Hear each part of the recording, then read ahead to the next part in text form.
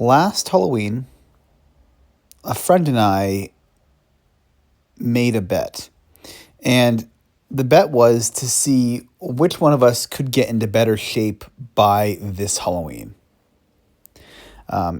He and I are both personal trainers, and I obviously was a new dad at the time, and he was kind of similar to me, basically in the sense that since he was in decent shape, but not like incredibly fit shape.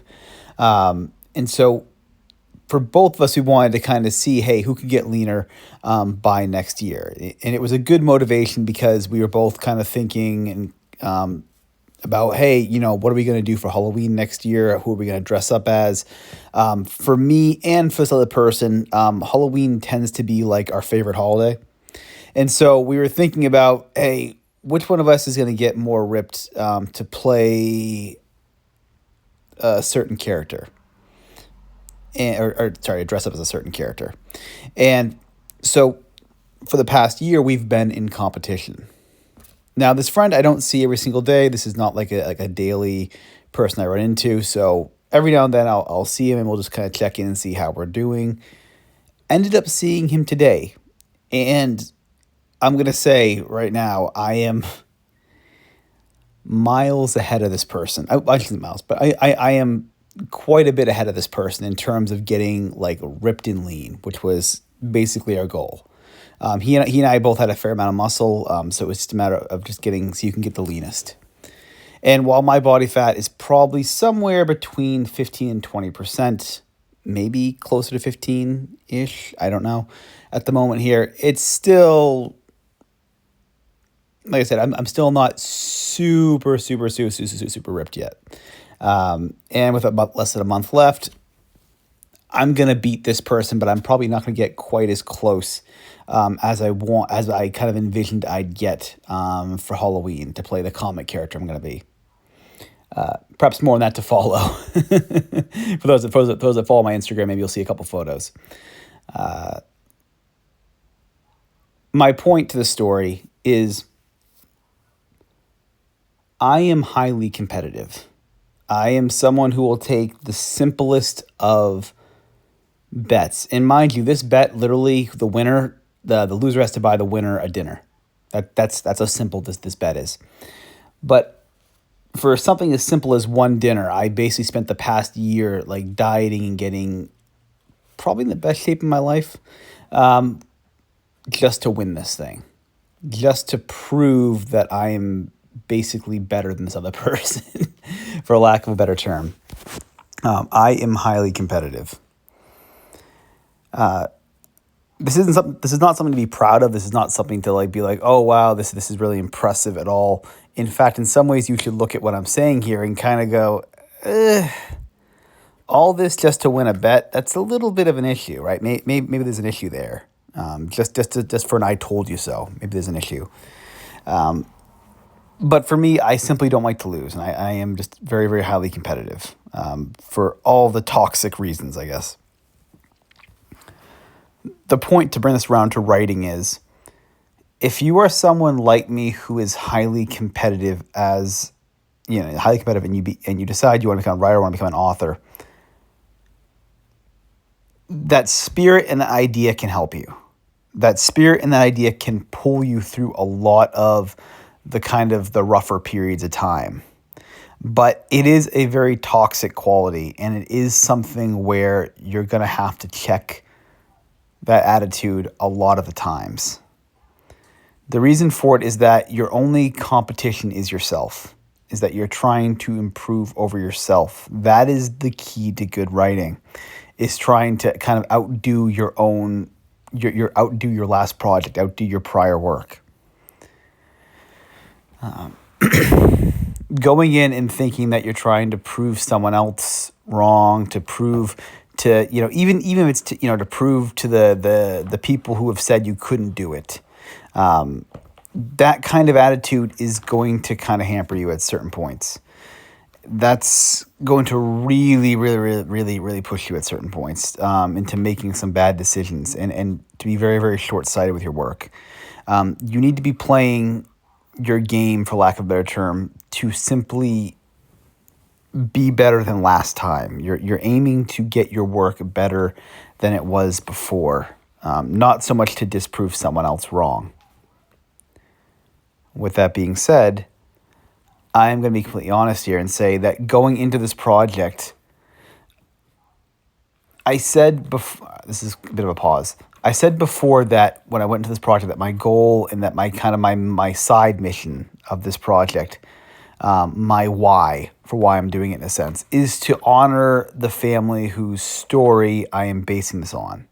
That what I'm writing here is 70-80% true at this point. It was a lot truer now. I've had to embellish a few things here and there. But this is a mostly true account of a real family, and I want to sort of honor them by doing this story well. But I would be lying if I said that I'm also not doing this to prove some other naysayers wrong. Going into, and I guess this is where I get a little bit personal here. When my book Going Over came out last month, or no, July, so 2 months ago, I had at the time reached out to several authors to do a blurb for my book. And for those that have bought a copy, you'll know that I got basically one blurb by a local author in New Hampshire, Richard Adams Carey, fantastic writer. But that's it. I got one single blurb. That was it. A whole lot of authors did not reach back out to me. Some got back to me and said, hey, they were too busy and they couldn't do it. Some of these were old professors of mine, in fact. And then some just ghosted me altogether. Now, doing blurbs sucks. For most writers, this absolutely sucks. Doing blurbs, it's doing reviews of a book tends to take time. You're not getting paid for it, and most authors tend to avoid it. But when I got ghosted from these authors, it very well most likely was just, hey, listen, we're too busy to reach out to you. We're too busy right now to fit you on our plate, and we just feel like it's easier just to ignore you rather than go into a whole explanation about this. But there's an element of that, of not even getting a response back of, hey, we're in the big leagues, you're not, therefore you're not worth our time. And perhaps that's simply me reading into it. Perhaps it's simply me projecting onto it, and it's a very innocent sort of, oh, hey, listen, I didn't have the time. I was pretty busy at the time. I couldn't fit this in. I just didn't want to break your heart by just, going through this whole spiel about telling you. So I figured I'd just ghost you and you'd get the hint. Maybe. But there's an element to, I do believe in a lot of these cases when I was reaching out, and again, this is more just from my interaction, of, yeah, no, you're not needed. You don't, a blurb from us on your work is not going to be needed. You're not at the level where a blurb's going to make a huge difference on your book. You're not worth our time to invest in it, etc. There's a certain element of big leaguing here, I guess is my point. And I'm going to be honest with you, it's become clear, this is not something that I went into this project thinking, but it's become much clearer to me now that, yeah, this book right here, I'm writing it so that way I can prove them wrong. I'm writing this book to prove that my work is better than theirs. I was very proud of Going Over. I think Going Over is a fantastic novel. It will, anyone that reads it, I mean, look at the reviews already, but anyone who reads it, it will knock your freaking socks off, I promise you. But this needs to be better. This is going to be even better than that one, because I am going to prove that my work is better than theirs. This is not a great attitude. This is not a healthy attitude to have. This is not a fantastic, happy thing you should have. If you are experiencing this, you should probably, if you're experiencing this, you probably should check that attitude. For lack of a better, I am, again, kind of a weird breed. And my worst toxic qualities sometimes shine through. But yeah, to be completely honest, yes, I am doing this to prove some people wrong. I am doing this to show up some other authors. And maybe I have this weird idea that maybe once this book's finally published, maybe I'll I'll I'll I'll see which one of them has some PO boxes listed for like fan mail. Maybe I'll mail a copy to them, like, and sign it, whatever, and be like, hey, here's my copy that here's a copy of my book right here. Remember last time when you wouldn't do my blurb? Well, here's a copy of the current book. Tell me it's not better than yours or something.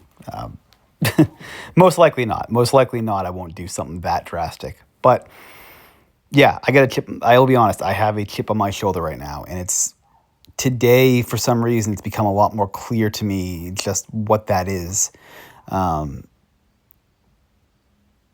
I've been holding on to it for a while. I was not aware of it. It just was. It's one of those things that you carry with you. You're just not aware of, and it's been very, very clear that yeah, I got a chip on my shoulder. So the best thing I can do is check it, keep it in check, and not let that get to me. To try to not to entice it. But on the other side of this is also the thing that's going to push me through those rough times. This chip on my shoulder is what's going to push me when these drafts start getting a whole lot harder. When a year from now, when I'm struggling and complaining and moaning because I'm probably in my second draft of this story, and I'm just in absolute frustration to know how much work's ahead of me, I'm going to be able to pull that back out. I can kind of pull that out. It's like those superhero movies where the superhero's got kind of that dark edge to him, that dark side, a little bit that he just pulls out every now and then to kind of push him through that last sprint, that last fight. Same thing. This chip on my shoulder is going to be what's going to push me through that last fight. I think every book I've written, I've had a chip on my shoulder. Every book that I've done so far, I've had a little bit of that element of proving the naysayer wrong. And maybe it's just the fact that I never got that big success with the first two books, despite how much I really enjoy them. Maybe it's that. I don't know. But my competitive spirit is firing. It has not quelled. It's certainly there. I've mellowed out a lot more over the past couple of years, but it's still there. And yeah, man, that chip on my shoulder is here, and that's what's going to push me. It's a great power that I hope to harness. So I guess with that, today's session went really well. It was probably one of my better ones. I was doing this at like 5 a.m. and even now I can see I was in kind of rhythm in the beginning of my session, so I decided not to even film the first part of it. I decided to switch the camera on kind of towards the end, and I already went past it. So I guess with that, I'll sign off here, and I will see you all tomorrow.